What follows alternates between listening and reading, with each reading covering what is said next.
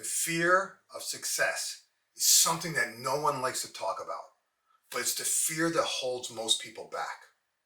Many leaders worry about being in the spotlight. They worry that they may not be able to live up to others' expectations. In fact, many leaders worry that success may turn them into someone they don't want to be. Today, I'm going to help you rewrite this narrative. I'm going to show you how to turn this fear into fuel that will actually drive your success. Let's dive in. This is part 4 of a 4-part series I'm doing on imposter syndrome. If you missed the first 3, you can view them on my YouTube channel. Right now, I just want you to picture this. You've achieved a notable milestone, perhaps maybe a promotion at work. Yet instead of celebrating your success, you find yourself overwhelmed with a nagging feeling that maybe you just don't deserve it.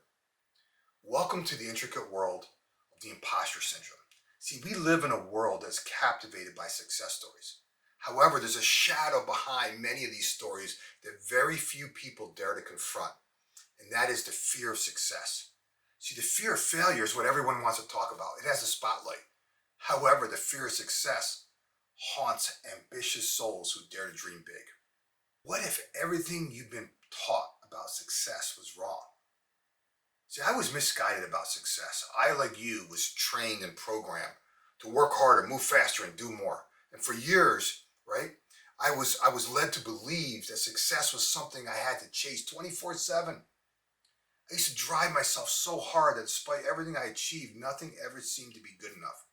The weight of what's next, right, followed every single accomplishment. Can you see how success can be more complex than failure? Becoming successful is uncharted territory for a lot of people. How do I know that? How do you know that? Right? Look around. Are you and your coworkers afraid? Yes, afraid of success. I was afraid of success, and I would wager that most of your team are as well. Symptoms that I want you to pay attention to when you look at your team, that the fear of success is emerging when they say things like, what if we win this client? Will we have enough resources to handle it? Fear of success. If our business continues to grow, our quality of work will suffer. I don't have enough time to support that, fill in the blank. See, it's only human to wonder whether you'll be up for the challenge of success. Why? Because no one wants to intentionally let someone else down. Most don't want to give something up, even if it creates space for something better. The anxious parts of us would rather not take the risk for the fear of losing something. For some, it's more comfortable to stay in a familiar situation, even if that situation isn't optimal. Marianne Williamson said it best. She said, our deepest fear is not that we are inadequate. Our deepest fear is that we are powerful beyond measure. It is our light, not our darkness, that most frightens us. Love that quote. See, our minds concoct stories of how success might change us, alienate us from the lives we meticulously constructed. See, the fear of losing touch with our roots can cripple even the bravest of souls, compelling us to shun the very success we yearn for. The path to conquering the fear of success is not paved with rose petals. Don't misconfuse what I'm saying here, but with thorns of self-discovery. Are you standing in the way of your own success? I was. I wrote about my journey in my book, There Must Be a Better Way. And here are 2 things I learned about success, my own success. First, success doesn't require sacrifice. See, that in itself is a mindset shift. Don't believe everything you read about success. Yes, you have to put in work in order to be successful. That's what I'm saying. But not at the expense of your health, family, well-being, or anything else that's important to you. See, I believe success is an opportunity to work on creating new habits. For example, focus has become my friend. Distraction is now my enemy. I have learned that quiet time is essential for my creativity, my sanity, my clients, and my life. Reflective thinking is a leadership ritual that helps me define what is important and what isn't. That filter in itself sets the foundation for success and doesn't require sacrifice. Next is business doesn't have to be as hard as we tend to make it out to be. But it's not easy either.